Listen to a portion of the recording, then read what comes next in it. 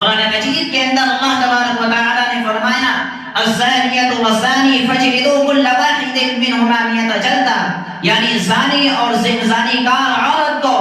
100 کوڑے لگائے جائیں، اگر کوئی غیر شادی شدہ ہے تو اس کو 100 کوڑے لگائے جائیں۔ دوسری جگہ اللہ تبارک و تعالی نے جو شادی شدہ لوگوں کے لیے ایک رجم کی سزا متعین کی ہے اور فرمایا کہ اگر کوئی شادی شدہ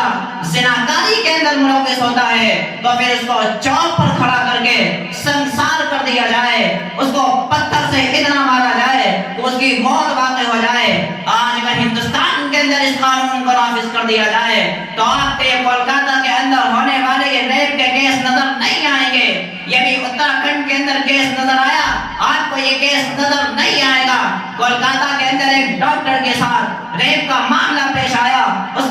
کے بعد اس کو ہتیا کر کے مار دیا گیا۔ اتراکھنڈ کے اندر ایک لڑکی کے ساتھ ریپ کیا گیا، اس کے بعد وہاں اس لڑکی کو زندہ مار دیا گیا۔ آپ اندازہ لگائیں کہ اگر ریپسٹ کی سزا جس بچی کے ساتھ یہ معاملہ پیش آتا ہے تو اس کی زبان پر یہ الفاظ آتے ہیں کہ ریپسٹ کو پھانسی کی سزا دی جائے، ریپسٹ کو پھانسی کی سزا دی جائے۔ لیکن آپ اسلام کو پڑھ کر دیکھیں، قرآن کو پڑھ کر دیکھیں، ہمارے نبی نے 1400 سال پہلے بتلا دیا کہ اگر کوئی زناکاری کے اندر ملوث ہوتا ہے تو اس کو سنسار کر دیا جائے۔ آپ صرف اپنی بچی کے بارے میں سوچتے ہیں، لیکن ہمارا اسلام اور ہمارا قرآن وہ واحد مذہب ہے کہ پورے دنیا کے اندر جتنی بھی بچیاں ہیں ساری بچیوں کے بارے میں ہمارا قرآن سوچتا ہے۔ آپ کی بچی کے ساتھ معاملہ پیش آتا ہے تو آپ کہتے ہیں کہ اس ریپسٹ کو سزا دینی چاہیے، آپ کی زبانوں پر چیخ ہوتی ہے کہ اس ریپسٹ کو پھانسی کی سزا ہونی چاہیے،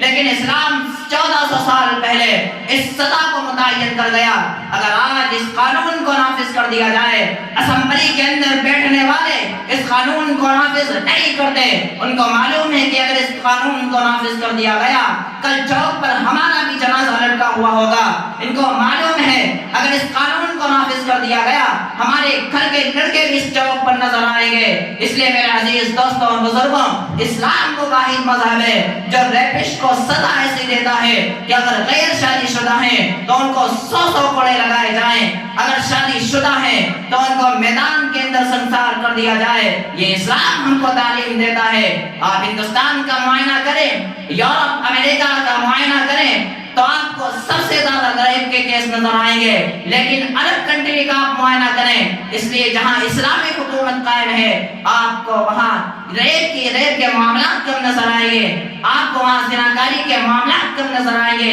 اس لیے کہ وہاں سزا متعین ہے، اور جب سزا متعین ہے لوگوں کو معلوم ہے کہ ہماری گردنیں اڑا دی جائیں گی، ہم کو کوڑے لگائے جائیں گے۔ اس لیے میرے عزیز دوستوں اور بزرگوں، آپ کی باری آتی ہے تو آپ پھانسی کے پھندے کے لیے چلانے لگتے ہیں، لیکن یہ قرآن، یہ احکام، یہ اسلام ہم کو 1400 سال پہلے بتلا چکا ہے کہ اگر کوئی زناکاری کے اندر ملوث ہے تو اس کو سنسار کر دیا جائے اور کھلے میدان کے اندر پتھروں سے اس کو اتنا مارا جائے کہ اس کی موت واقع ہو جائے۔